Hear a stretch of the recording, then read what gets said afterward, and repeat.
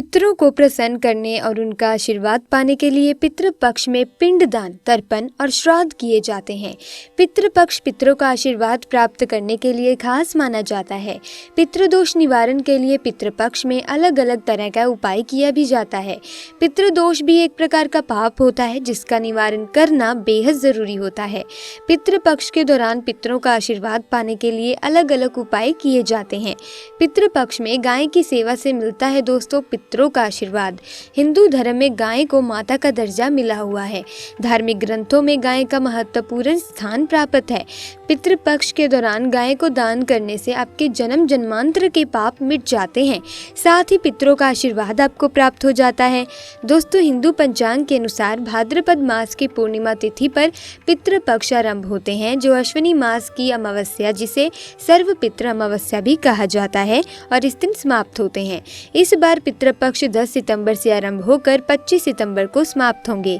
जो लोग गाय की सेवा करने में असमर्थ हैं, वे पितृपक्ष के दौरान गाय की सेवा कर सकते हैं। मान्यता है कि गाय की सेवा करने से सभी प्रकार के दुख दूर होते हैं। ऐसे में पितृपक्ष के दौरान और उसके बाद भी गाय की सेवा करनी ही चाहिए। पितृपक्ष के दौरान अगर आप गाय का दान नहीं कर सकते हैं तो गौशाला या अन्य जगह पर जाकर गाय की सेवा कर सकते हैं। पितृपक्ष के दौरान गाय खुद अगर आपके दरवाजे पर पहुंच जाए तो उसे शुभ संकेत माने गए हैं। ऐसे में गाय को अपने दरवाजे से दुत्कारना नहीं चाहिए। दोस्तों श्री कृष्ण ने बताया, गाय को रोटी खिलाने से और हल्दी खिलाने से मनुष्य के अंदर होते हैं ये फायदे। आज हम शास्त्रों के अनुसार जानेंगे कि गाय को रोटी खिलाने के क्या क्या फायदे होते हैं। दोस्तों, हिंदू धर्म शास्त्रों के अनुसार पशु पक्षियों को पान खिलाने की परंपरा वर्षों से चली आ रही है। अब बात आती है कि गाय को रोटी खिलाने का इतना महत्व क्यों है। आपको बता दें, क्योंकि शास्त्रों के अनुसार गाय में 33 करोड़ देवी देवताओं का वास माना गया है। अब जब बात भोग लगाने की आती है तो अगर रोज ही 33 करोड़ देवी देवताओं को गाय के जरिए भोग लगाया जा सकता है तो आप ही बताइए कि इसमें बड़ा पुण्य लाभ क्या हो सकता है। दोस्तों, हम पहले गाय के द्वारा 33 करोड़ देवी देवताओं को भोग लगाएं, फिर घर के अन्य सदस्यों को भोजन ग्रहण करवाएं। शास्त्रों के अनुसार गाय का गौमूत्र भी सेवन किया जाता है, जिसे गोधन के नाम से पुकारते हैं।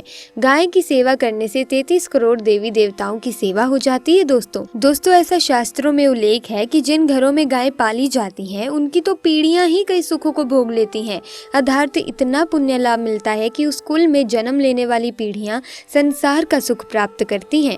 अगर आप गाय को रोटी के साथ थोड़ा सा गुड़ भी खिलाते हैं तो बड़ा पुण्य लाभ मिलता है। पर एक बात का ध्यान रखिएगा दोस्तों, कि जब भी आप गाय को गुड़ खिलाएं तो गाय हमेशा बैठी हुई होनी चाहिए। खड़ी गाय को कभी भी नहीं खिलाना चाहिए। दोस्तों, खासकर सोमवार के दिन शिव की पूजा के बाद भोग लगाकर गाय को कुछ ना कुछ सफ़ेद चीज़ ज़रूर खिलानी चाहिए, जैसे बर्फी, चावल, सफ़ेद लड्डू वगैरह ज़रूर खिलाएं। इसके कई पुण्य व्यक्ति को प्राप्त होते हैं और सोमवार का व्रत संपूर्ण सफल हो जाता है। मंगलवार को गाय को रोटी के साथ बेसन के लड्डू खिलाने से संपूर्ण लाभ होता है। इससे व्यक्ति का मन शांत हो जाता है। और वहीं बुधवार को हरा चारा यानी कि दुर्वा घास खिलाने से बुध ग्रह शांत हो जाता है। इससे भगवान गणेश प्रसन्न हो जाते हैं। ऐसे में गुरुवार को जब भी आप गाय को रोटी खिलाते हैं तो थोड़ी सी आप हल्दी मिलाकर रोटी बनाएं और गाय को खिला दें। दोस्तों, इससे भी पुण्य लाभ होता है। आपको जीवन में लौकिक और अलौकिक दोनों ही फलों की प्राप्ति हो जाती है। शुक्रवार के दिन गाय को खीर खिलाने से शुक्र ग्रह मजबूत होता है। देवी लक्ष्मी प्रसन्न होती हैं, जिसके कारण व्यक्ति माला माल हो जाता है। माता लक्ष्मी मेहरबान हो जाती हैं। माना जाता है कि शनिवार के दिन गाय को काले तिल और उड़द पीसकर गेहूं के आटे में डालकर रोटी बनाकर खिलाने से शनि दोष शांत हो जाता है।